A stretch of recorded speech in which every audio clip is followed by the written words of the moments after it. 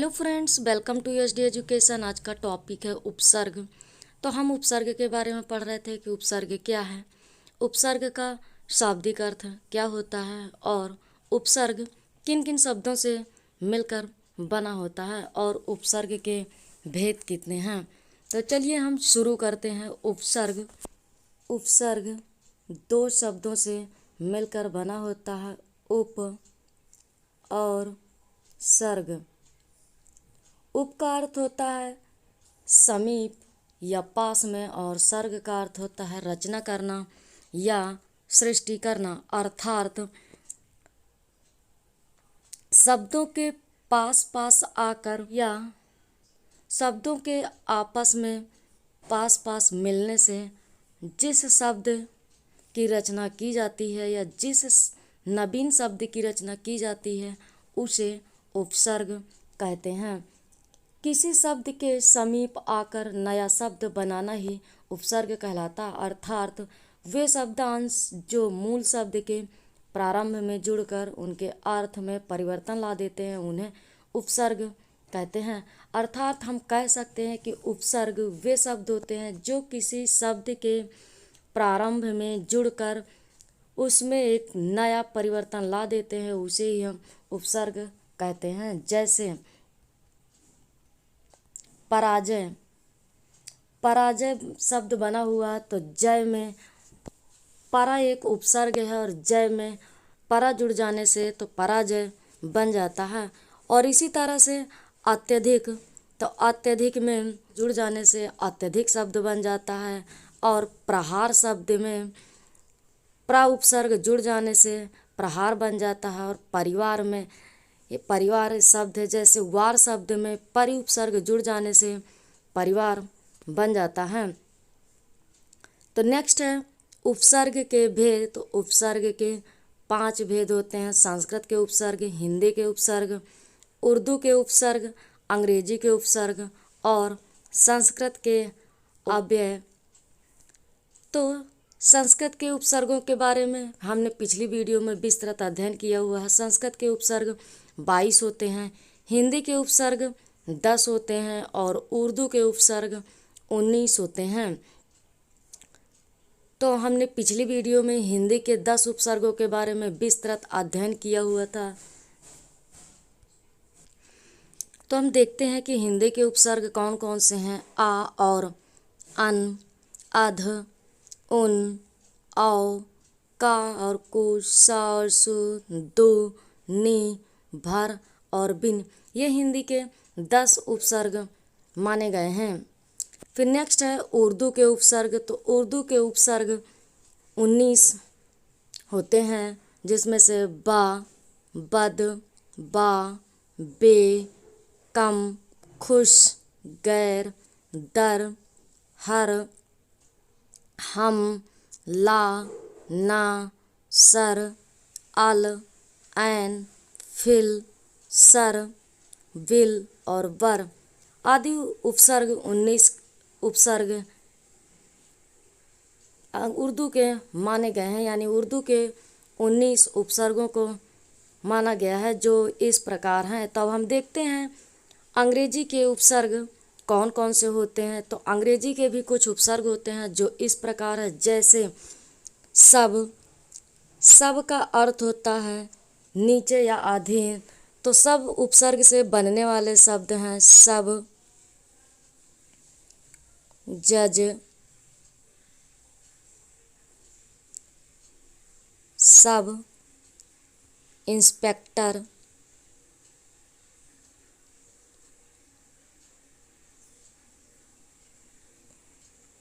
Sub committee,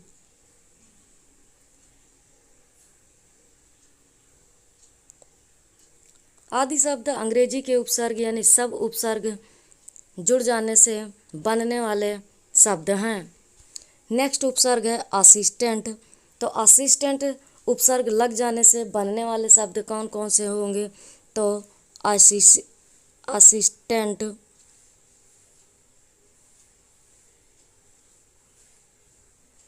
assistant manager,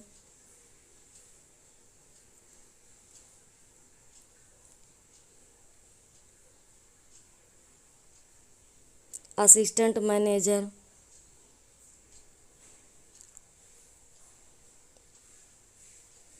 assistant teacher,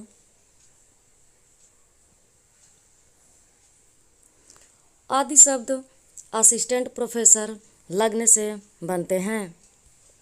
next उपसर्ग है vice. तो वाइस उपसर्ग लगने से बनने वाले शब्द हैं vice, vice captain, vice captain, vice president,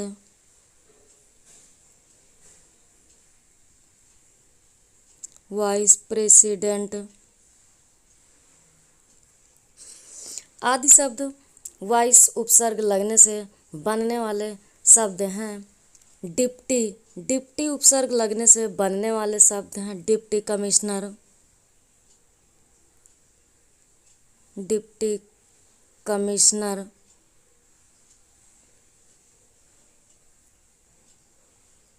deputy director,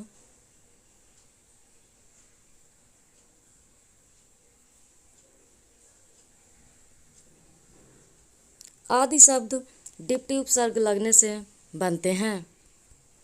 next अंग्रेजी के उपसर्ग है जनरल। तो जनरल से या जनरल उपसर्ग लगने से बनने वाले शब्द हैं general manager, general manager, general secretary आदि शब्द जनरल उपसर्ग लगने से बनते हैं। नेक्स्ट है चीफ उपसर्ग लगने से बनने वाले शब्द हैं तो chief commissioner, chief commissioner, chief minister, chief minister, chief engineer, chief engineer आदि चीफ उपसर्ग लगने से बनने वाले शब्द हैं। नेक्स्ट उपसर्ग है हेड। तो हेड उपसर्ग लग जाने से बनने वाले शब्द हैं head constable, head constable, head master,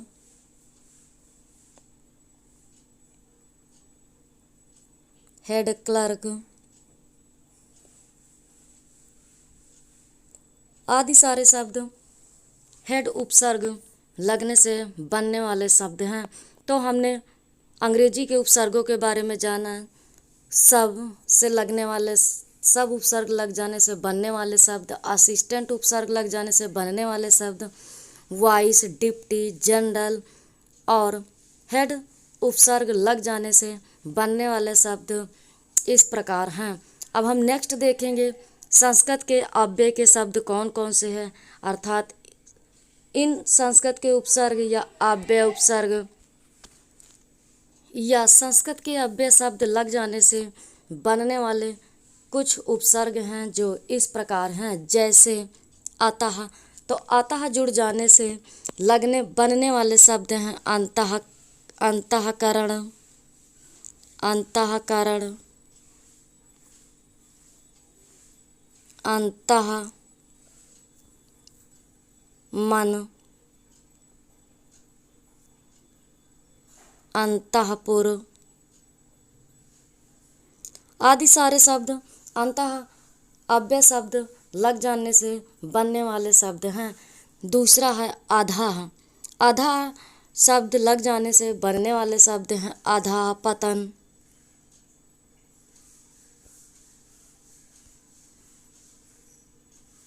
अधः पतन,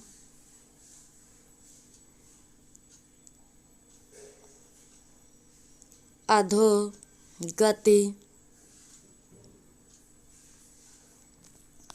आदि अध उपसर्ग या अध अव्यय शब्द लग जाने से बनने वाले शब्द हैं। तिरस, तिरस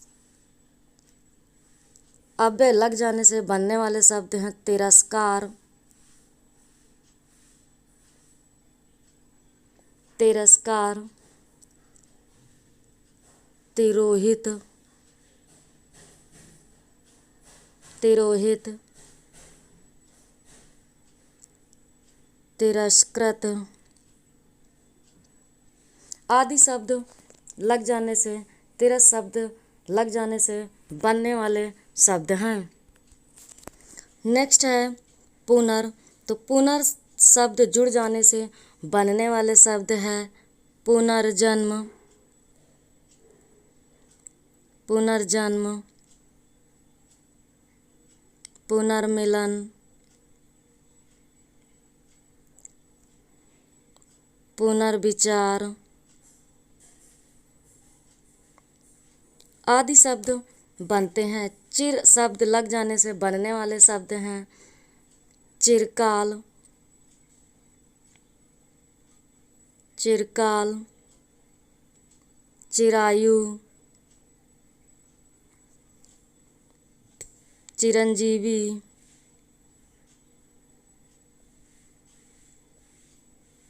आदि उपसर्ग बनते हैं। यानी चिर उपसर्ग लग जाने से बनने वाले शब्द ये हैं।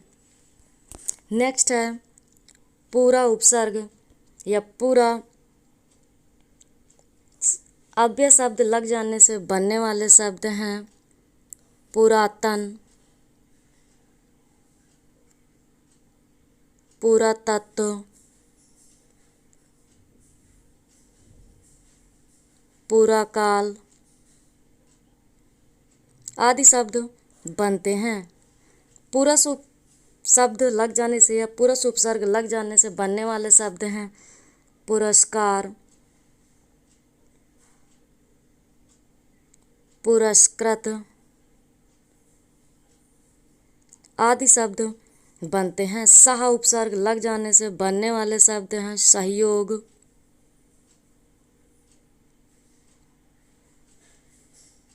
सहयोगी,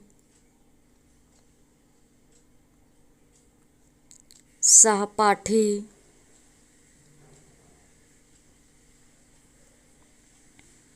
सहचर आदि शब्द सह उपसर्ग लग जाने से बनने वाले शब्द हैं। नेक्स्ट है स्व उपसर्ग। तो स्व उपसर्ग लग जाने से बनने वाले शब्द हैं स्वाधीन,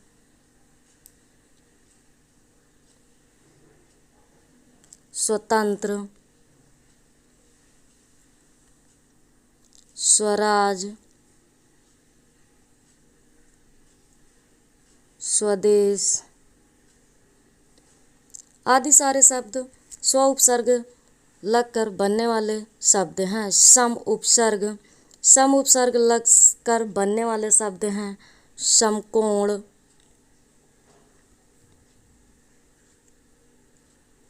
समकालीन, समकालीन, समवयस्क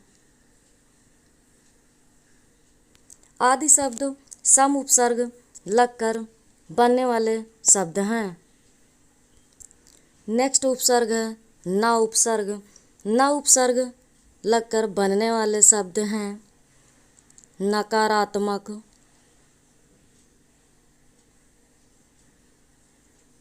नकारात्मक, नकार, नगण्य आदि शब्द न उपसर्ग लगकर बनने वाले शब्द हैं। तो कु उपसर्ग लगकर बनने वाले शब्द हैं कुमार्ग, कुपुत्र,